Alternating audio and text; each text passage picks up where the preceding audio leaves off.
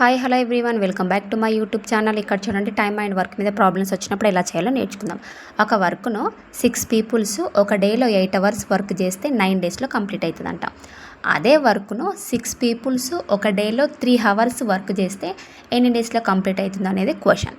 So మనం జనరల్గా ఇలా చేయాలంటే ఈ ప్రాబ్లం వచ్చినప్పుడు, ఇలాంటి ప్రాబ్లమ్స్ వచ్చినప్పుడు ఫస్ట్ మనం 6 × 8 × 9 ఇవి మల్టిప్లికేషన్ చేయాలి. ఇవన్నీ మనం న్యూమరేటర్లో రాసేయాలి.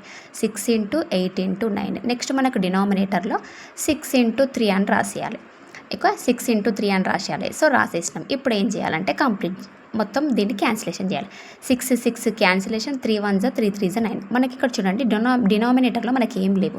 సో న్యూమరేటర్లో ఉన్నాయి కాబట్టి అవి మల్టిప్లికేషన్ చేయాలి. సో న్యూమరేటర్లో మనకి ఏమున్నాయి, 8 ఓన్లీ 3 ఉంది. సో 8 × 3, 8 3 24 డేస్లో కంప్లీట్ అవుతుంది. అంటే ఒక వర్క్ను 6 పీపుల్స్ ఒక డేలో 8 అవర్స్ వర్క్ చేస్తే 9 డేస్లో కంప్లీట్ అవుతుంది.